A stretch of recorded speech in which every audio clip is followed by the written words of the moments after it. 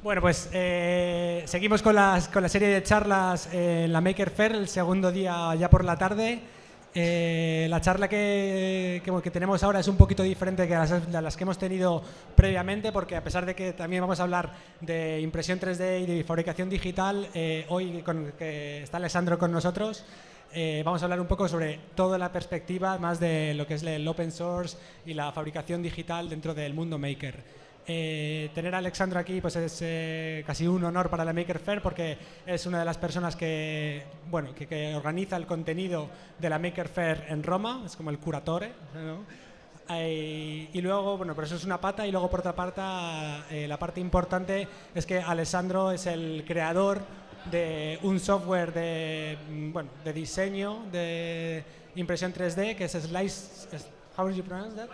Slicer, que es Slicer, y que es un software que un montón de impresoras, si habéis hecho alguna vez impresión 3D, casi todas lo soportan, y bueno, es una persona que es muy importante para la comunidad de la fabricación digital y de la impresión 3D.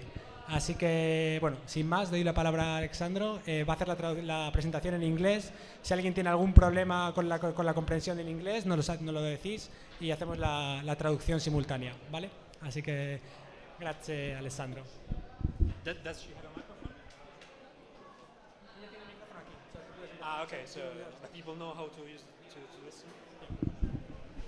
Si alguien necesita la traducción simultánea en inglés, que nos lo diga, porque necesita vuestro teléfono móvil con la radio en el 103.0, la traducción será simultánea. O sea, que cojáis la radio del teléfono móvil, la sincronizáis, aquí hay y auriculares no tenemos.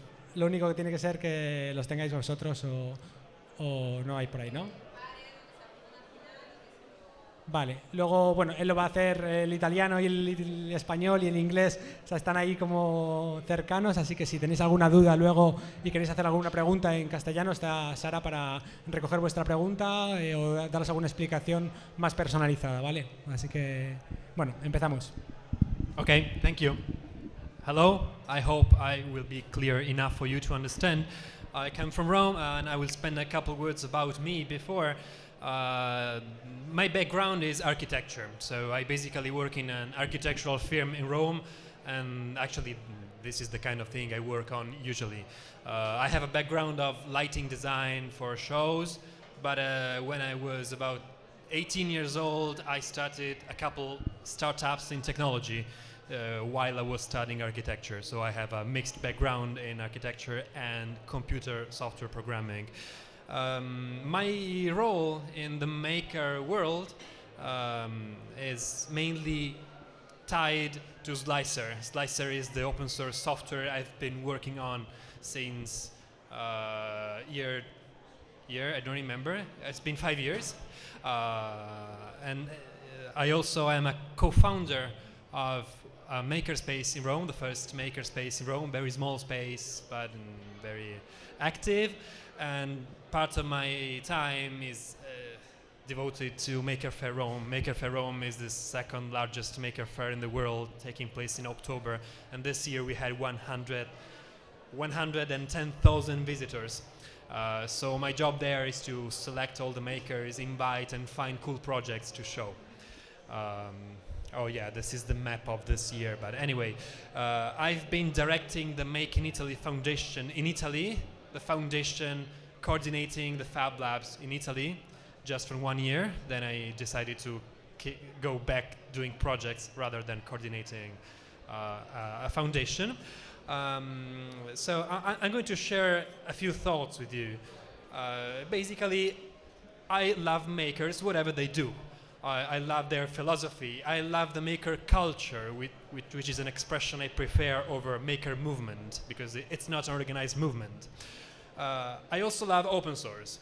I love everything related to sharing and being aware of how we share our things with other people, and being aware of the effects of sharing in a nice way.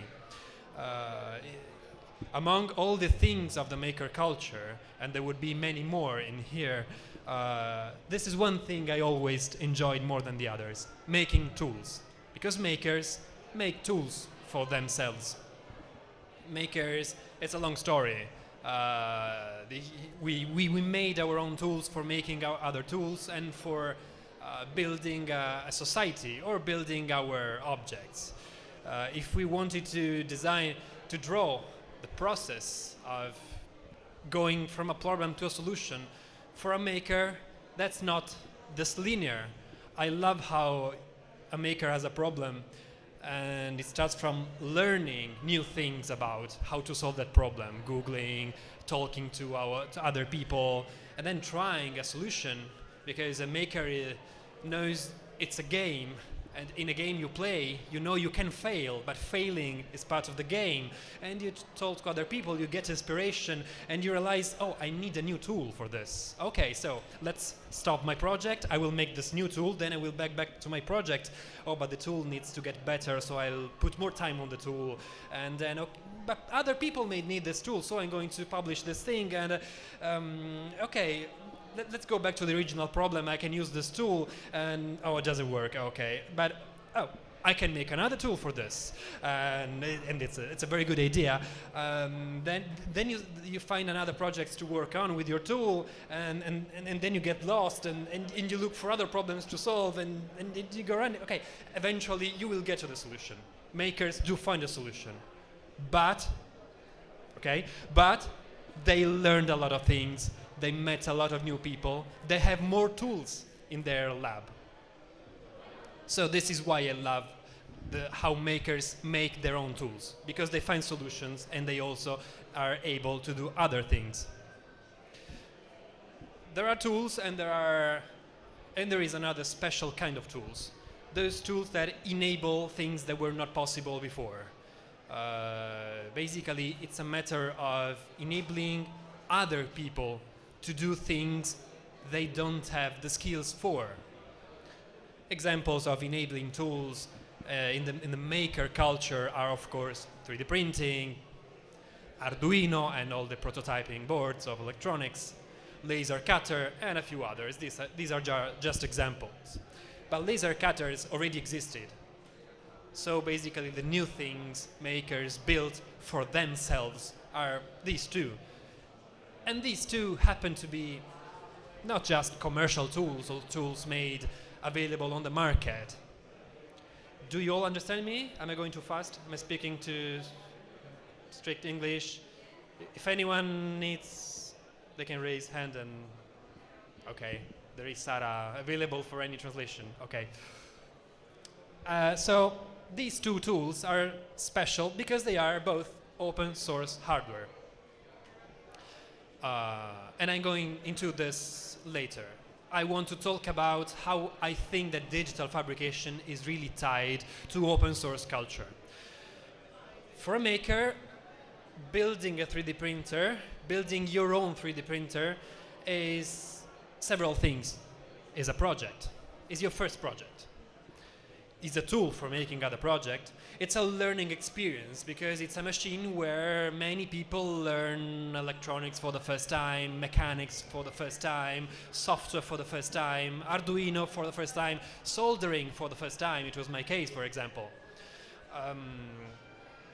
I'll put a few philosophic ideas right now.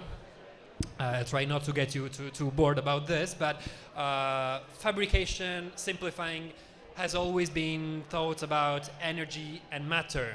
In Greek philosophy, Chinese philosophy, you know the elements, fire, earth, whatever. It's a combination of these two things, basically. And the so famous Industrial Revolution is all about putting more energy in this combination.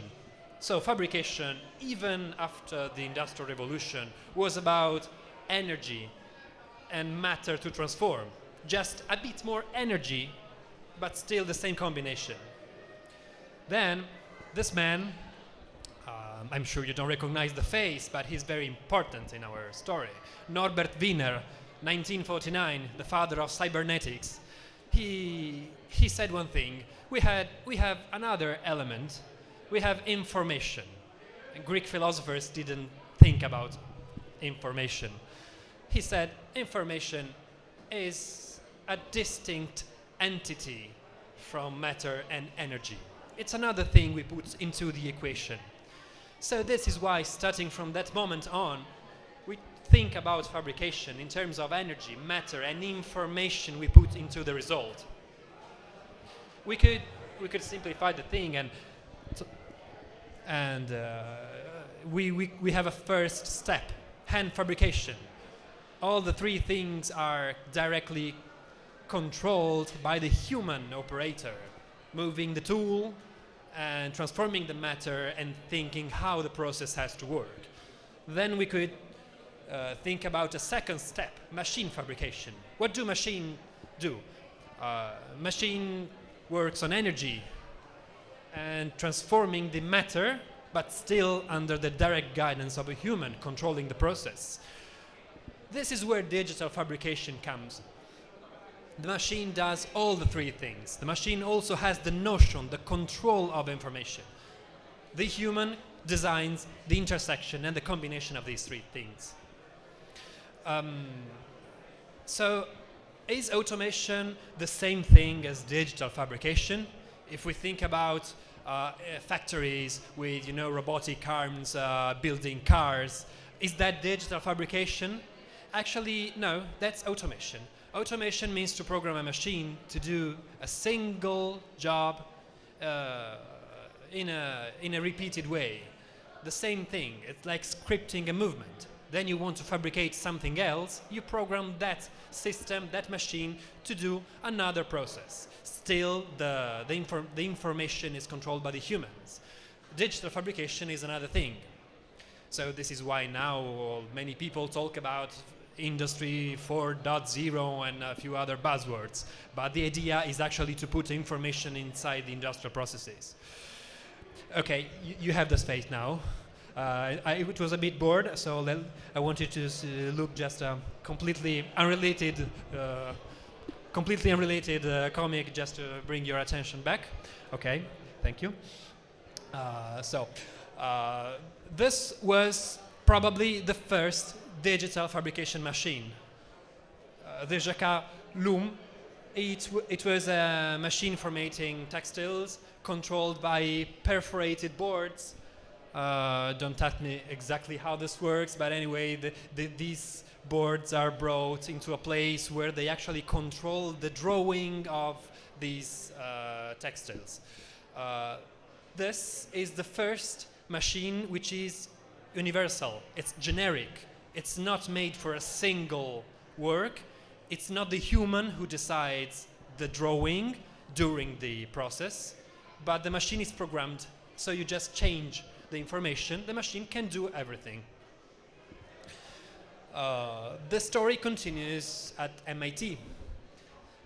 In 1949, actually the one in the picture is a second machine from 1959, but anyway, CNC machining was born at MIT, like many beautiful things of this world, and they started to work on machines able to make things that were not possible to automate before. For example, curves, controlling exact curves in a programmed way.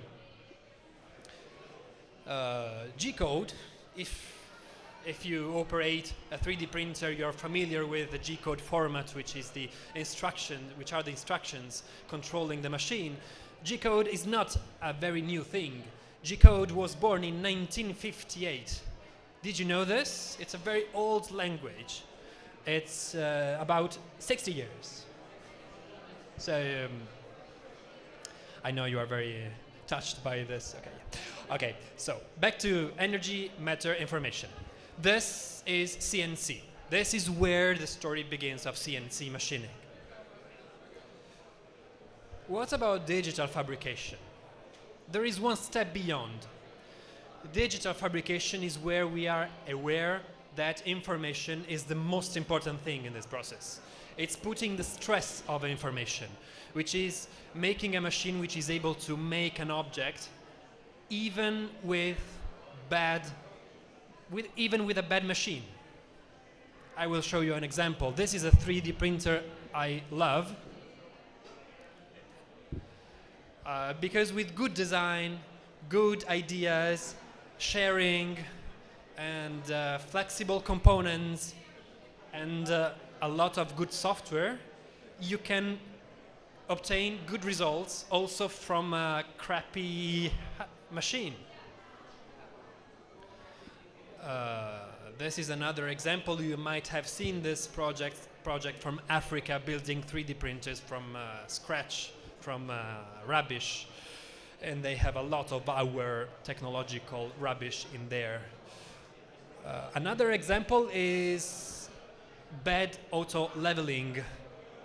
I'm not sure how many of you operate a 3D printer. It's been a couple years, 3 years, that we have this feature which is able to work on printers even when the print surface is not exactly horizontal. Instead of spending your nights and your weekends in trying to get this perfectly horizontal, somebody made an algorithm so that the printer is able to use a probe for checking 4 points on the bed, and then the software will change the movements so that the printer actually compensates for this. I don't have a video about it. I'm sure some of you have seen this. And this is an example of a very skewed bed. So even with a very bad machine, if you put software, if you put algorithms, if you put knowledge, people will be able to use this for getting a result. This is an enabling tool. This is something that some people did and other people are able to use for their purposes.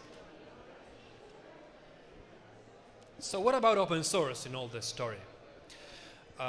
Open source has open source software, which is where open source originates in the 80s, was always considered an alternative to other commercial software. So open source is a philosophy. We need open source. We need free software because we need freedom. We need good alternatives to other software. If you think about the open source software things you know, you will come up with all things that were built as alternatives to good or established commercial things. Linux, Android, they are all alternatives to Windows or Mac or iOS. GIMP is an alternative to Photoshop. Inkscape is an alternative to Inkscape. Everything in the open source world was born as an alternative to something else. There is a difference in digital fabrication. In digital fabrication, open source tools were not created as alternatives to something else. It's probably a new chapter of the open source story. In digital fabrication, open source has been the driving force. All the original research happened in the open source world. And commercial software is actually catching up later by implementing things that were created in open source software. This is why in digital fabrication you have software things, you have hardware things, you have open hardware. And hacking physical devices is open by nature. What do I mean? While in software you have the source code, you compile the source code, then you get a binary executable program that hides the source code. In hardware, there is no source because an object is open. You can copy the idea, you can reverse engineer it, and you can take inspiration. For example, if you are familiar, if you ever read something about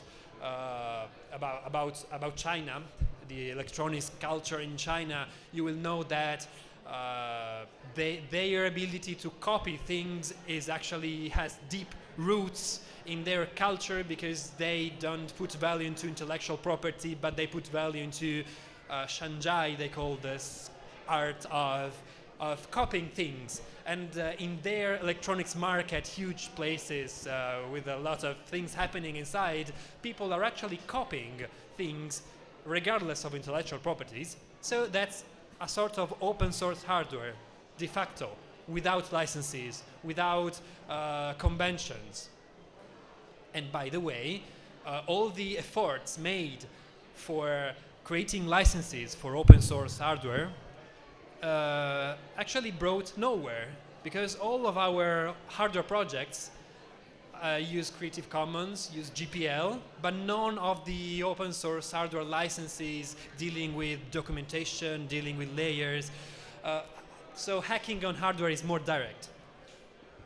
Also because we started to represent physical objects as code.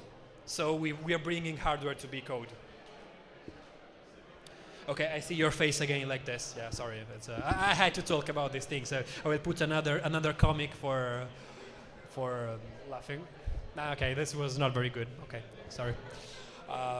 Okay, so this is why I think that evolution of digital fabrication is deeply tied to evolution of open source digital fabrication tools. Existing components make projects more convenient.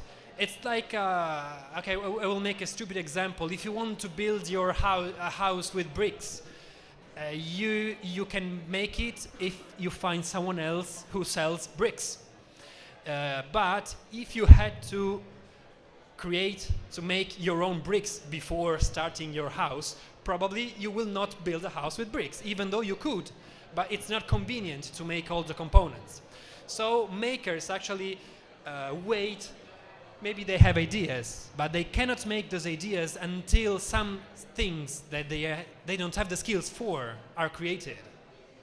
Is this clear? Just raise your hand in case Sarah has to translate. Okay. So it's a matter of unlocking the convenience on doing something. And this happened several times in the digital fabrication history. The main example is the RepRap project, where all of our 3D printers originate. I'm sure all of you heard the story behind the RepRap project. But probably, I'm not sure how many of you have heard the story of the Fab at Home project. Do any of you remember this one? Actually, the Fab at Home project was the other open source project creating 3D printers in the same exact years of RepRap. There were two completely separate projects doing the same thing. Open source. They were also targeting multi-materials, so they were starting from a project also with paste extruders, ceramics, things that we do now. But why this project had no success? Why we worked on RepRap project and slowly arrived to what they were doing in year 2006? This is because that very crazy and very smart guy thinking about RepRap project, Professor Adrian Boyer, he had the idea of not just building a machine for rapid prototyping. He had the idea of making a self-replicating machine.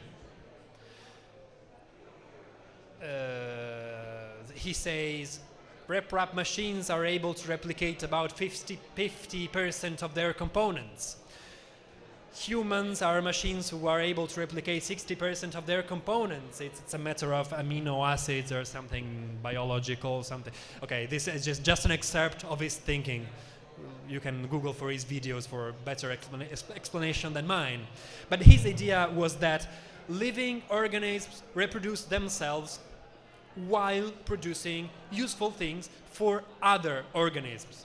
So his analogy with the biological metaphor was that flowers, insects, nectar. Insects look for nectar, but they also produce a good effects for flowers by going there for their personal use. The same thing is a RepRap machine brings good to the people. It's a machine able to make objects, but is also, actually no, I said the wrong thing. It's a machine whose biological goal is to replicate itself. While being able to replicate itself, also it can make objects for people. So this is why these machines were built by a lot of people, because a lot of people, including me back in the days, build repra machines for building other repra machines, for printing another machine, and printing another machine for your friends, and making them happy. And people were doing useless prints, but replicating a lot of printers. And while replicating these printers, they were researching. They were doing research. For a lot of years, if you went to 3D printing fairs, maker fairs or show, you would see tables full of these kind of things. Yodas, bracelets, cats, whistles. And people will say, okay, 3D printing is all about printing Yodas. Actually, it's a bit different. Yes, tens of thousands of people spend their years of their spare time printing these things. But they wanted to fine-tune their printers for doing this. They wanted to get the best quality out of those printers. So they were inventing good ideas in order to find cheap, inexpensive improvements to their machines. And this is research. Spontaneous, unconscious research. Now we have printers which are able to do useful things. Prosthetic, hands, and any kind of things, you know. Because a lot of people printed Yodas. Another thing, another step, another enabling technology was the Prusa Mendel. Prusa Mendel made by 21 years old Joseph Prusa from Prague in his spare time, chatting at night time from his bedroom. And I remember those days. I met him in chat like 5 years ago while he was proposing his ideas for a simpler 3D printing. He proposed a simpler printer. Simpler means less expensive, easier to build. The Prusa i3 is still the easiest 3D printer one can build. It's a tool. It's something that you can hack and do other things. For example, there you have an i3 printing nanomaterials over there. That's a perfect example of something you can reuse because it's available. It's easier to make a nanomaterial printer if you can build upon things that are already ready. You don't have to invent from scratch electronics, mechanics, and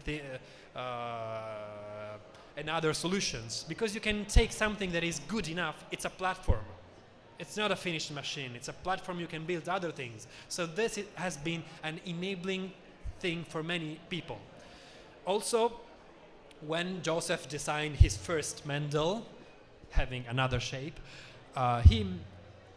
he basically enabled a rep-rap economy. In those years, people were selling parts on eBay. People were building their printer, printing a couple kits for building another printer, and putting them on eBay, selling for, I don't remember, 50 euros, something like that, and getting money back for building other projects. So this allowed many people to continue experimenting. Yeah. Okay, then we have Arduino, Raspberry Pi, even though it's not open hardware. Raspberry Pi, it's not open hardware. Despite they say this, it's not. It's not, okay. Yeah. Then it's marketing. ESP8266. Okay, you know, I'm not talking about this. These are tools which make electronics projects become software projects. So people who have no skills in electronics can still do electronics, but I'm not talking about this because it's, you know this. This is a very useful thing. It's the mostly used board for 3D printers. It's open source hardware. It was designed by a company for selling it. This company published it as open hardware. And for many years, and still now, many printers are built using this board. You plug this board onto an Arduino, and then you can connect 5 motors, even though most printers need 4. But you can, it's more flexible than what many people need. You can connect 3 high-power devices. You have 6 analog inputs for temperature. You can connect servo motors, even though a normal 3D printer does not need servo motors. You have an I2C bus. You have switches. And it's also easy to build, easy to manufacture. It's a good compromise between features and price. And being open hardware, hundreds of companies from all around the world manufactured this board, selling it. So it enabled economy. Oh, and by the way, a lot of variable quality emerged. So when you bought a ramps board in the past years, you had to look for good quality, and the original manufacturer only used high quality components. So actually this is a lesson that many open source hardware vendors learn by doing. If you are the author of something you open up for other people, you better stick with good quality, with top quality, and don't try to compete on price with your competitors, because you have the original brand, you have quality. So this applies to Arduino, this applies to SparkFun, Adafruit. It's all open source, but competing on prices is your competitor's job. Quality is your job. Anyway, if the ramps board is the perfect choice if you want to build a machine for, I don't know, for a 3D scanner. You want to build one, okay, there are other options, but the first thing came into my mind is I need a motor, I need a few sensors, okay, I have a ramps board, it works. I want to build, I don't know, another kind of automatic machine. This is a platform, not just a specific board. ScaneForge was the software which enabled experimentation on 3D printers in the first years. It was very complicated and very tunable with a lot of numbers. You could tweak everything of 3D printing. ScaneForge enabled basically 3D printing to develop. I put my own project in this list of enabling tools because actually it's the story which happened. Slicer had, when I started working on Slicer, I had 3 goals. I wanted to make 3D printing usable for many people. So making a simpler tool than what existed before. I wanted people to be able to experiment. So I put many features whose purpose I didn't know myself. I felt the need to enable people to start experiment with variable layer height, with the different options in different parts of a print, and other things. And also I wanted to document and share all the algorithms, geometrical algorithms of toolpath generation. So the source code of Slicer is highly commented. The purpose is to have a reference and sharing knowledge, because if people can read this knowledge, they can build other things reusing the knowledge. So it's been enabling people also this way. Then there are other things on the firmware side. Sprinter was the first easy to configure firmware for 3D printers many years ago with accelerations, SD card support, and it helped to open 3D printing to the masses compared to the previous firmwares. Then there is GRBL. GRBL is an open source firmware for building CNC machine. It was the first one with complex motion algorithms like the look-ahead algorithm. I'm not going into what it is. It is compact, robust. It doesn't have many features, but it's very robust. So if you want to make a moving machine, GRBL, which was born for CNC machines, is actually your best choice for starting, because you can connect motors, you can give commands to motors. Marlin is another very famous, it's now the most famous firmware for 3D printers. It's got a lot of features, lots of compatibility with a lot of boards, and it's so used that all the new code commands introduced in Marlin are a standard, even though there is no modern G-code standard for 3D printing. The modern standard is Marlin standard. If now you want to build a machine for making pancakes or cooking or moving things, it's easy. You take Marlin, even if it was made for 3D printing. You take a ramps board, you get an i3 probably. Those are tools which are ready for building other things, but they are bricks.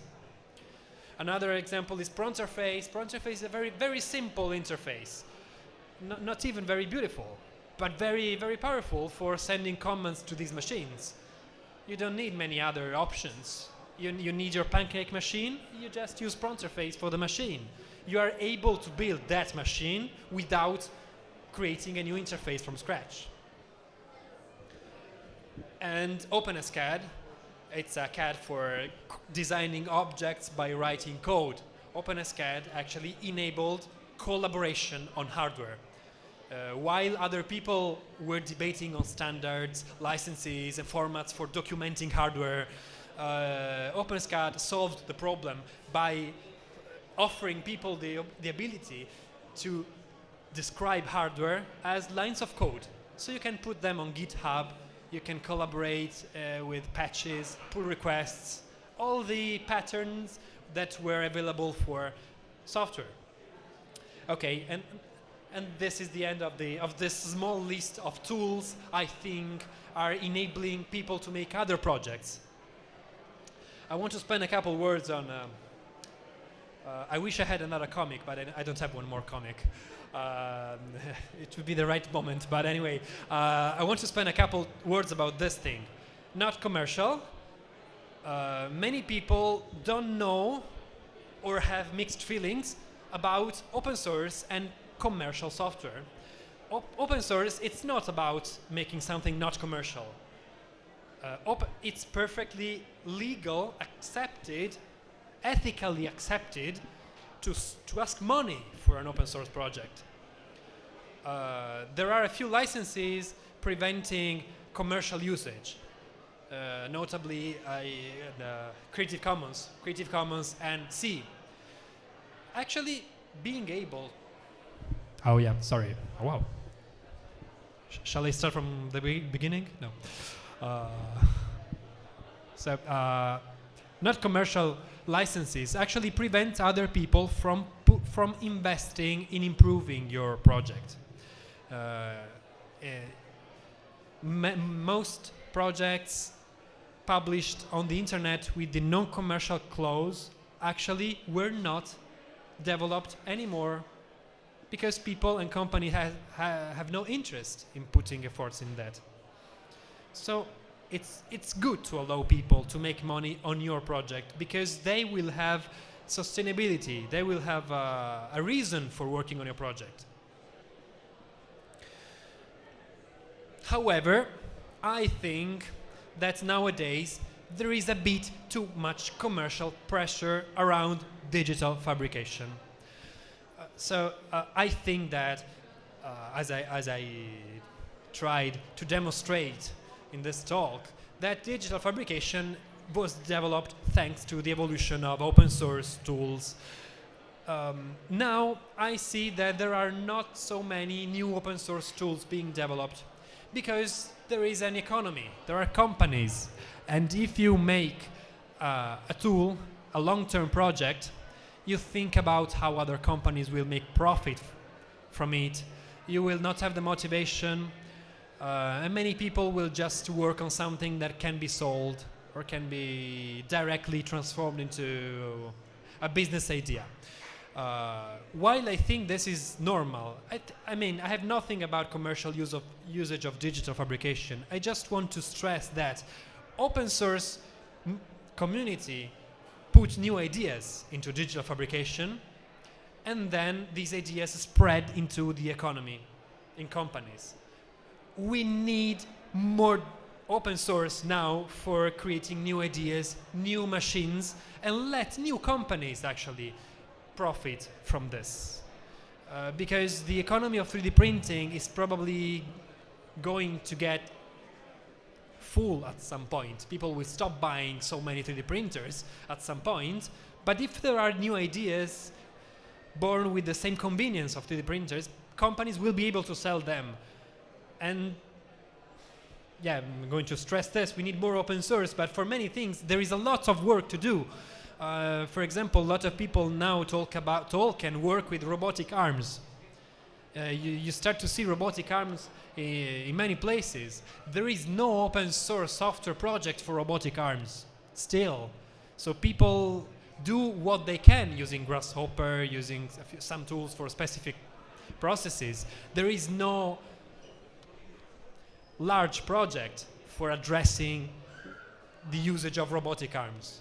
Non-planar printing on curved surfaces, or machines for making objects by combining bricks, for example, machines for taking Lego bricks and creating an object from an STL file, I don't know, or combining spheres or modules. These are just examples. 5-axis milling.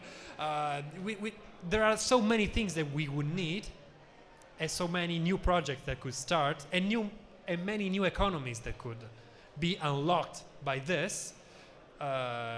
So my goal is to encourage people to actually work on open source projects, because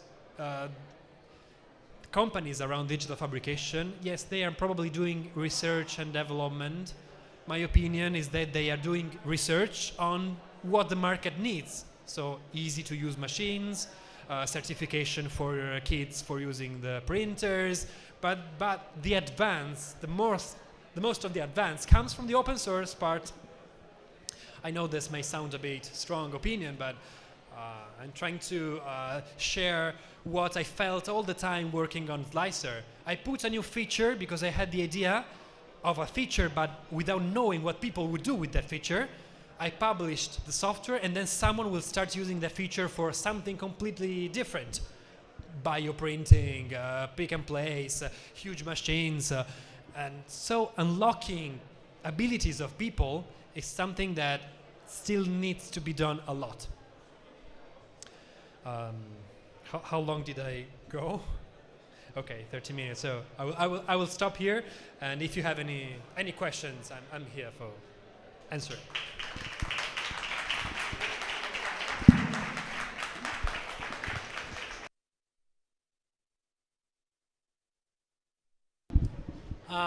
Well, thank you very much, Alessandro, for this interesting talk. If there is someone who wants to answer any question, ask any questions, or to Alessandro, podéis hacerlo en castellano tranquilamente, yo traduzco al inglés, o bueno, sí. Lo hacemos desde aquí porque es que no llega más lejos el micrófono, así que os tenéis que acercar hasta aquí si tenéis alguna pregunta sobre lo que he contado, los proyectos, las tendencias del open source. Pues puedes venir para acá para que... Gracias. Hola. Vale, que todo esto la fabricación digital y el open source, pero es que aquí parece que siempre estamos esperando un software gratis para hacer un hardware que podamos cobrar. ¿Me explico? O sea, es decir, parece que todo el movimiento económico siempre se tiene que sustentar en algo físico. No faltan todo esto de decir, bueno, hay muchos software circulando por la red, alguien se estará ganando la vida haciendo software, no todo el mundo lo estará haciendo por buena voluntad, por donación o por yo que sé qué intereses, ¿no? Eso por un lado, es decir, y además no lo valoramos porque construimos cualquier proyecto con Arduino o cosas así y estamos esperando que cualquier utilidad software que necesitemos esté disponible en la red y la podamos bajar de forma gratuita, ¿no? Eso por un lado. Y por otro lado, si seguimos sustentando la economía en cosas físicas, seguiremos manteniendo el problema que tenemos de medio ambiente y de todas estas cosas, ¿no? La economía tiene que tender a moverse a cosas que no sean físicas, que no consuman recursos del planeta. Entonces, de alguna forma, todo ese open source, no sé, o yo estoy confundido y no lo veo, o tiene que generar de alguna forma algún tipo de movimiento económico. A ver qué Okay. So two questions. The first one was related to the. Sorry. The first question that the. Okay. So the first question that he wanted to know is, so we are speaking here about open source, where we can spread, we can share, we can reuse the open source. But at the end, what he wants to know is that the enterprises, people really get the open source software to create hardware for selling. So, and the question was, what is exactly the business model for creating software to open to the society if afterwards one businessman or an entrepreneur will get the software and use it for creating something which is going to be commercial and well. So that was one of the questions. And the second question was, we are always speaking about creating physical stuff from open software. There is an open hardware movement now. So if we are sustaining the economy on physical things, what do you think that all this new creation of PLA, 3D printing, new Arduinos, new electronics, how these creations, how they will impact over the planet if we are creating a movement onwards of the physical creation of things, and that may impact directly to the environmental. So the question is whether we are creating useful things? Yeah. Okay. Because the acoustic is not very good from here. So. When you share something with an open source license, you have to know what the rules are. You have to be prepared that the main licenses don't even require people to keep your name in the software. You have to know this, and if you are happy with this, go on. And all of the open source software we use, it's like this. For example, I put many years of my life into developing Slicer. I'm perfect. I know that people can take the code, remove my name, change the name of Slicer to another name, and use it for something commercial. There is a license. The license requires a few things. Requires that if they make changes to the software, they have to release those changes to other people. Period. It's fine for me if some people profit from this. Because making money from selling the software was not my goal. If I had this goal, I would have never released Slicer as open source. I would probably haven't finished it yet. I would probably abandon the project because using the open source world means I got a tool. I mean, my goal was to have a tool for me.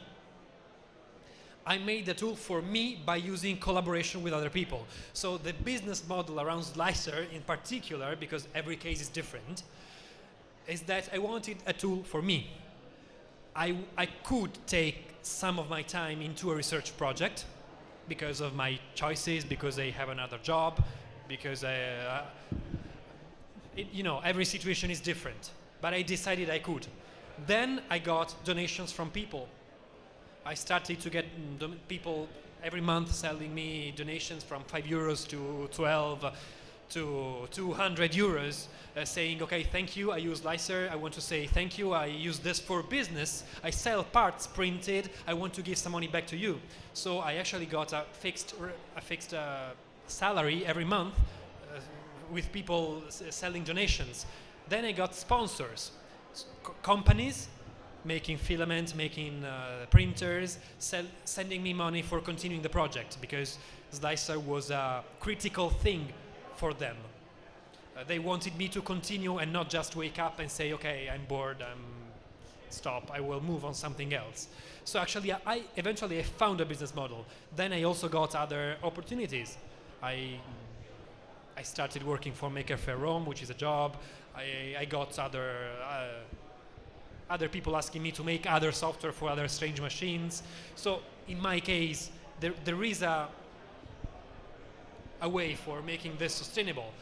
And allowing other people to make profit from this was a necessary condition without allowing other people to that, I would then never created it in the first instance.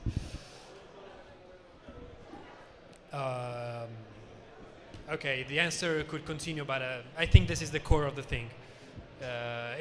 It's just about making the project is alive. The project is alive beyond you. For example, in the last 1 year, I haven't been working on Slicer a lot, and other people are working on it. The project is alive, and I don't know what's happening because I am too busy and I don't know. It would be too strong for me to go there and see what happened, but the software now is different from what I did 1 year ago. It's alive beyond me, and if other people are putting effort into that work, I have a better tool for me, other people have a better tool.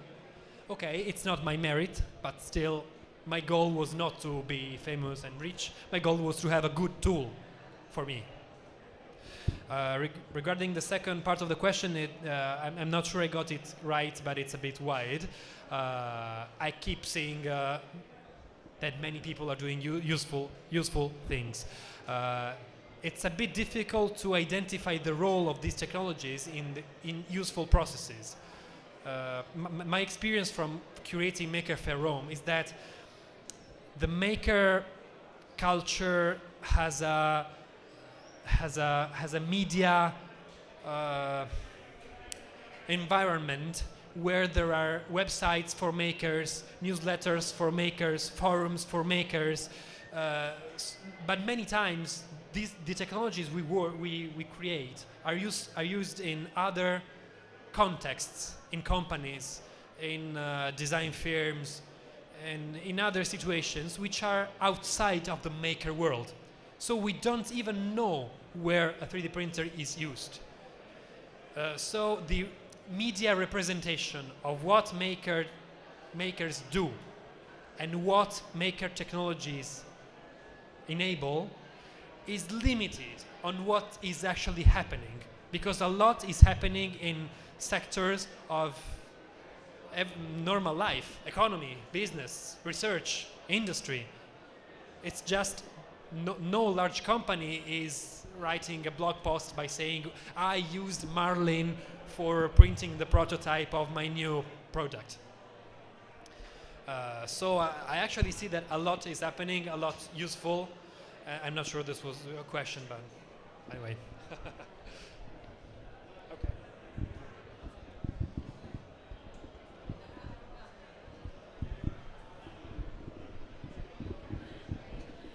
Thank you. It was a great talk. I really enjoyed it. I have a question on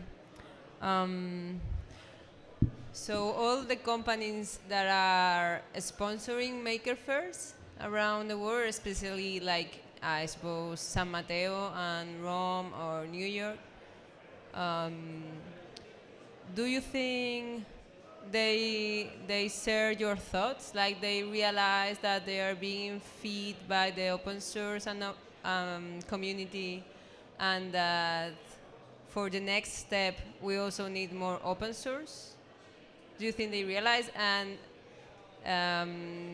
I don't know. I agree on that with you, and I was wondering if there is any way that we could like push them to support open source development in order, I mean, it's for their future, also for new companies, for new developments. So yes, this. It's really a good question. I'll try to answer it in a short form. Yes, actually, they are not helping in that direction. They are doing business. It's their actual job. What is happening is that I deal with a lot of companies sponsoring maker fairs, and I see that they are actually being transformed. Even large companies coming to a maker fair actually change their way of presenting projects, and okay, it might be for marketing, it might be for it's like greenwashing for the green economy, it's like maker washing for our topics, but it's fine because it's still helpful. Open source, it's not really part of that maker washing, so it's good that they are pushing into some other directions, in my opinion. We need to keep the focus on stories of makers which create products for market. Stories of makers which create ideas for startups. Okay, we do this a lot right now. We also have to keep an eye on makers doing things for fun. Machines, useless machines, which is research. The thing I said before, printing Yodas for no reason actually was research. So we need to create ways for help people to be more sustainable in their hobbies and create hobbies in research, in spontaneous research. And maybe we can start pushing those companies to put some money, some small money into these kind of things. But they put money on, stories like the best startup growing or the best wearable technology idea. That's not exactly what we need for what I said. So I agree with you.